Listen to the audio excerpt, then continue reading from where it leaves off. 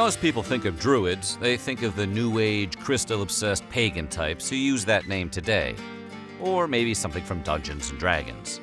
From around 1200 to 600 BCE, the Druids lived in what was then known as Gaul, and today is a region that encompasses the majority of Western Europe and the British Isles.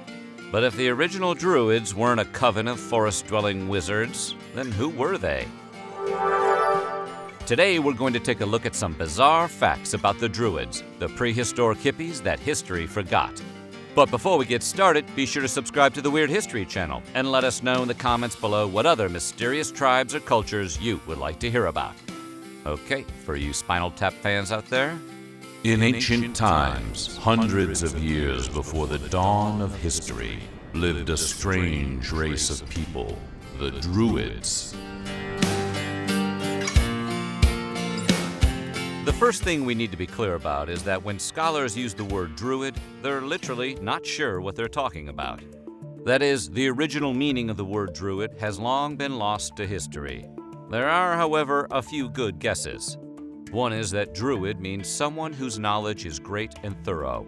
You'll notice that this translation doesn't include any sort of religious connotation. Indeed, despite the fact that modern people tend to associate the Druids with a certain religiosity, none of the ancient Greek or Roman writers ever referred to Druids as priests or depicted Druidic practice as any kind of religion. Rather, the surviving accounts indicate that the Druids were more like the intellectual caste of ancient Celtic society. The nerds and other professional dorky types, if you will. As for the weirdo religious angles that are so popular in fiction today, they seem to have been mostly created by and for modern audiences. Because basically everything we know about the Druids can be traced back to one of a very small number of ancient textbooks, it's ultimately impossible to say how full or accurate our picture of them really is.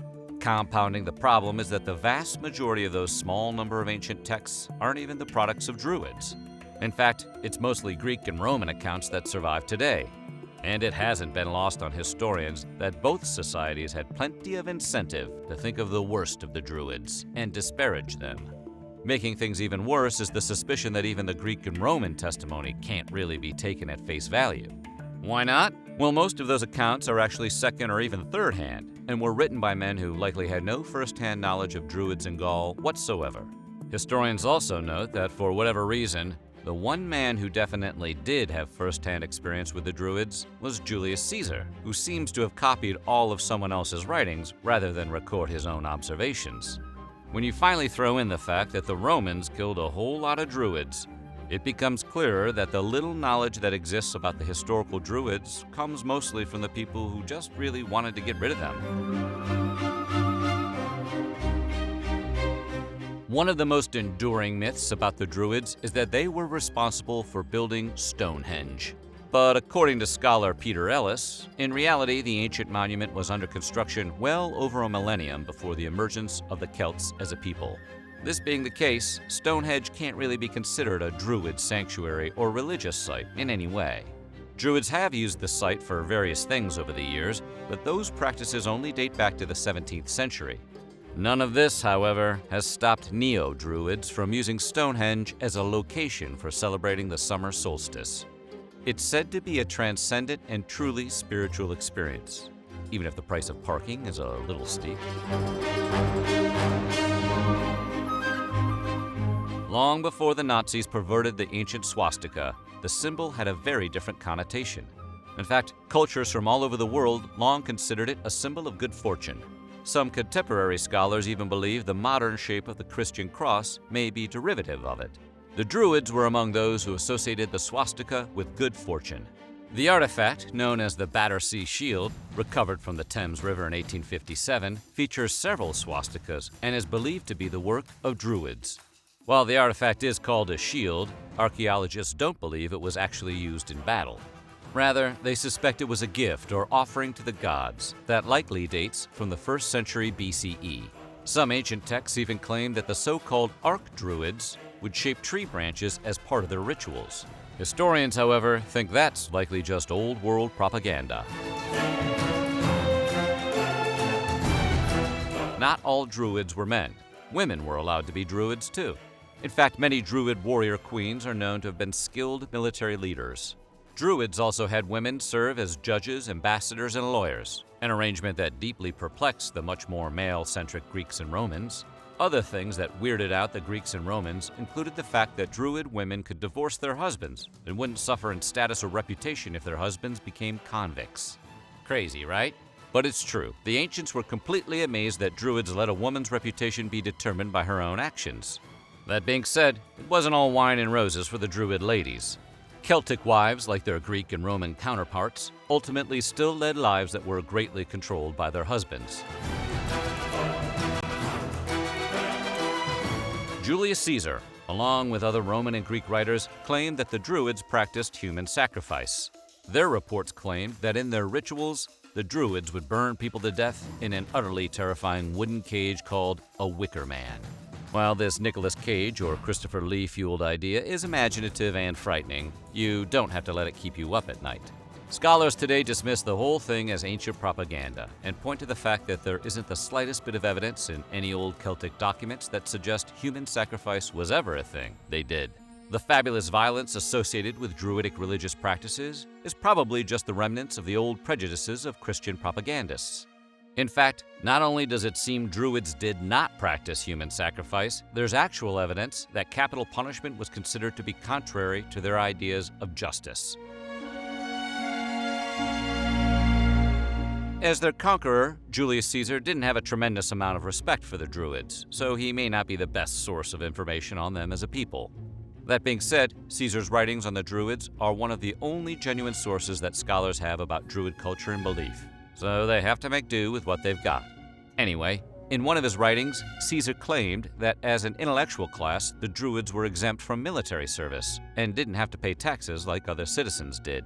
He goes on to point out that many people found these privileges, in his words, naturally attractive, and led them of their own accord to become students of Druidism. The Romans did not like the Druids at all. In fact, they repeatedly clashed with them and even attempted to eradicate the Druids as a class. What's with all the animosity? Was it some ancient rivalry or profound religious schism that kept the two at each other's throats? No, it was basically a dispute over property. You see, the Romans thought of property ownership as an individual pursuit. The Druids, on the other hand, thought property was a collective endeavor. This belief, according to one scholar, challenged the very foundation of Roman culture, politics, and imperialism. In fact, archaeologists believe that the Romans were so anti-Druid, they were busy trying to abolish the class as early as 54 CE. Unfortunately, scholars don't know a whole lot about how the Druids really worshipped. They do, however, know that the Druids thought of their gods not as their creators, but rather as their ancestors.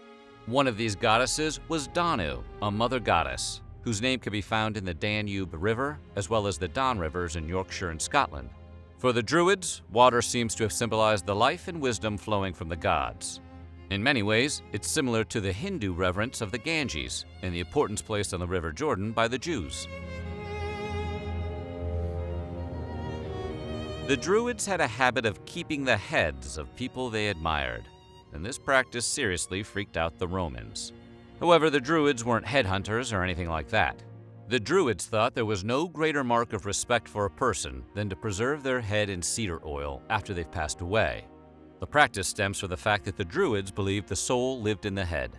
They also believed the soul was indestructible and that the head that contained it was the source and power of human spirit. From one perspective, it's a beautiful practice. From another, it's freaky-deaky weird. The popular association of Druids with oak and mistletoe can be traced to writings by Pliny and Cicero. Pliny, for his part, made the Druids sound like magical wizards. He claimed they climbed oak trees to collect rare mistletoe, which had the power to give fecundity to any barren animal, and that it is predominant against all poisons. Mistletoe, first to kiss, then fecundity.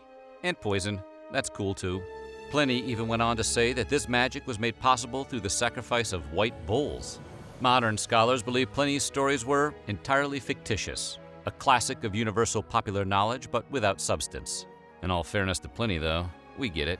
There's no story that can't be improved by throwing in a few wizards. According to scholars, when it came to transmitting their knowledge, Druids were committed to an oral tradition. However, it wasn't out of ignorance, they were actually quite literate. Rather, the Druids simply didn't want their knowledge to fall into the wrong hands, so they placed a strict prohibition on writing any of it down. It is believed it took somewhere from 12 to 20 years to become a Druid, and the vast majority of that time was spent learning the traditions by heart, since writing them down in any way was a major no-no. While this practice probably protected the Druids and their culture in their own time, today it means that unfortunately, almost all of Druidic knowledge, as they understood it for themselves, is now lost to time.